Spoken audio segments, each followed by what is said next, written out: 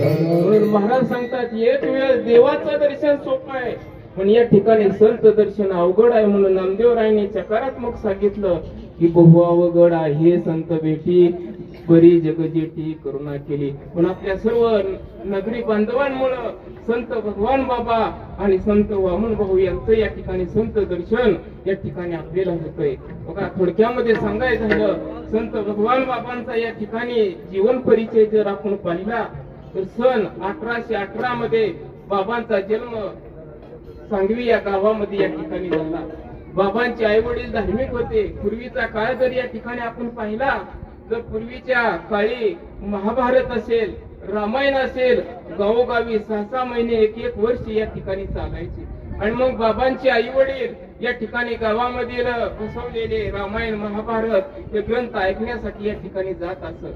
बघा मग बाबांची आई या ठिकाणी एक दिवशी नाथ महाराजांचं असलेलं भावार्थ रामायण ऐकण्यासाठी गेल्या. आणि मग ऐकत असताना रामायणाची गोडी त्यांना लागली. रोज त्या रामायण ऐकण्यासाठी जाऊ लागल्या. मग भगवान राम परमात्म्याचा प्रताप एक तत्वी एक वाणी एक वचनी असलेल्या भगवान राम परमात्म्याचं चरित्र असेल त्याचप्रमाणे मारुतीरायांच्या शौर्याच्या कथा भगवान राम परमात्म्यावरती असलेलं त्यांचं प्रेम या ठिकाणी ती ऐकत असत. आणि कधी येऊन झोपत असताना त्याच चिंतन करायच्या. पण एक दिवशी रामायण ऐकून बाबांची आई आल्या आणि निद्रा घेत असताना सारखं मनन चिंतन या ठिकाणी त्यांचं चालू होतं. त्या झोपल्या थोडा डुलका लागला आणि डुलका लागल्यानंतर अचानकपणे त्यांच्या हातामध्ये फळ पडलं. फळ पडल्यानंतर तेवढ्या त्यांचे मालक बाबांचे वडील आले. त्यांनी दरवाज्यावर थाप मारल्याबरोबर त्या जाग्या झाल्या. दरवाजा उघडला आणि उघडल्यानंतर मालकाला या ठिकाणी आत घेतलं आणि झालेला प्रसंग त्यांनी सांगितला. म्हणजे झोपेमध्ये फळ या ठिकाणी प्राप्तच होऊ शकत नाही. अहो तुमची शपथ घेऊन सांगते ते फळ म्हणले मला प्राप्त झालं. ठीक आहे म्हणले मग खाऊन टाक.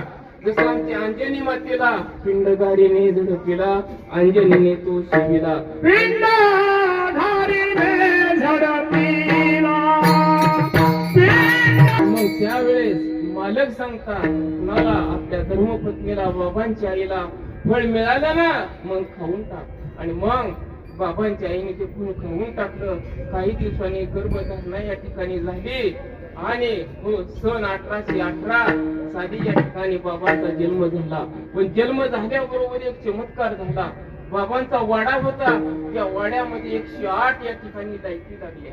अचानकपणे ज्योत या ठिकाणी निर्माण झाली आणि मग शकुन झाला या ठिकाणी शुभ शकुन झाला. हा मुलगा मोठं झाल्यानंतर कोणीतरी मोठा होणार आहे. आणि मग बाबा हळूहळू या ठिकाणी वाढू लागले मोठे होऊ लागले. बघा एकदा बाबांचं वय 5 वर्षाचं असताना अनेक चमत्कार बाबांच्या हातून होऊ लागले आणि त्यांच्या आई वडिलांनी बाबांना शाळेत घातले. पण बाबांची बुद्धी एवढी तीक्ष्ण आणि हुशार होती. या ठिकाणी गुरुजी पहिलीच्या वर्गामध्ये शिकवत असताना 10वीच्या वर्गाचं ज्ञान या ठिकाणी बाबांना होतं.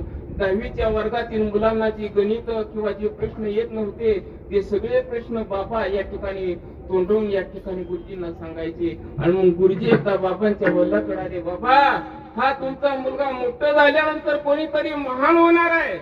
बघा त्या काळामध्ये शिक्षणाची व्यवस्था नव्हती. बाबांनी जेमतेम 5वी पर्यंत शिक्षण घेतलं. शिक्षणाची व्यवस्था नसल्यामुळे बाबा घरी राहिले. आणि मग घरी राहिल्यानंतर त्या काळामध्ये एकच शाळा ती म्हणजे गुरु सोडायची आणि चरण्यासाठी घेऊन जायचं. बाबांचा एक मित्र आणि त्यांचा एक भाऊ या ठिकाणी गुरु चरण्यासाठी माळ रानावरती गेले. भाऊ लहान होता आणि मग त्या भावाला गुरु चारत असताना एकदम भूक लागली. हो मला जेवण पाहिजे म्हणून त्याने बाबांकडे अट्टा धरला. अरे आपल्या घरून आता जेवण येत थांब थोड्या वेळ. पण तो ऐकायलाच तयार नाही. शेवटी बाबांनी काय केले दगड होता त्या दगडाखाली हात घातला आणि गरम गरम तव्यातील भाकरी कशी गरम असती तशी भाकरी या ठिकाणी बाबांनी त्या दगडाखालून काढली आणि आपल्या बाबांना खायला दिली.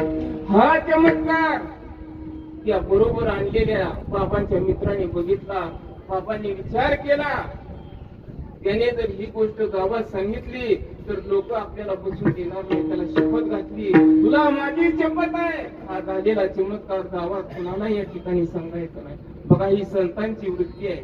आपल्याला ज्ञान कमी असतं आपल्याजवळ काही नसलं तरी आपल्याकडून न घडलेल्या गोष्टी आपण दुसऱ्याला सांगतो. पण संत महात्म्यांचं तसं नाही. संत महात्म्यांचा अधिकार असताना सुद्धा ती अज्ञानी आहेत असं या ठिकाणी समाजाला दाखवतात. आणि मग शपथ घातली असे अनेक चमत्कार बाबांच्या हातून होऊ लागले. एक दिवशी गुरु राखत असताना गीते महाराज आणि त्यांची दिंडी पंढरपूरला चाललेली होती. बाबांनी गुरु सन्न सोडून दिलं आणि त्या दिंडीला साष्टांग दंडवत घातला. श्री संतांचे माता चरणावरी साष्टांग हे करी दंड. आणि मग गीते महाराजांना विचारलं, बाबा तुमची दिंडी कुठं चालली? आम्ही पंढरपूरला पांडुरंग परमात्म्याला भेटण्यासाठी चाललो. पांडुरंग परमात्मा कोण आहे? त्यावेळी गीते महाराजांनी सांगितलं, बघा वय जास्त नव्हतं बाळा, अरे बळीया माझा पंढरीराव तुया देवांचा हे देव. विटेवर उभा असणारा भगवान परमात्मा सर्व देवांचा देव आहे बाळा. जीवनामध्ये आल्यानंतर तुका म्हणे जन्म आल्याचे सार्थक विठ्ठलाची एक केली आहे. जीवनाचं सार्थक करायचंय ना, मग पंढरपूरला पांडुरंगाचं दर्शन घ्यावं. मग बघा 10-11 वर्षाचं वय या ठिकाणी बाबांचं असेल. आणि मग बाबांनी हट्ट धरला, महाराज मलाही तुमच्या बरोबर ठीक आहे. आणि मग पंढरपूरला घेऊन गीते महाराज आमच्या भगवान बाबांना घेऊन या ठिकाणी चालले. आता पंढरी कशी आहे? हो भीमातिरी एक वसले नगर, त्याचे नाव पंढरपूर रे. त्यातील मुखाशी 4 भुजा त्याशी बाईल 16,000 रे. किंवा नामदेव महाराज सांगतात, नामा मुनी धन्य जन्म, नामा मुनी धन्य जन्म.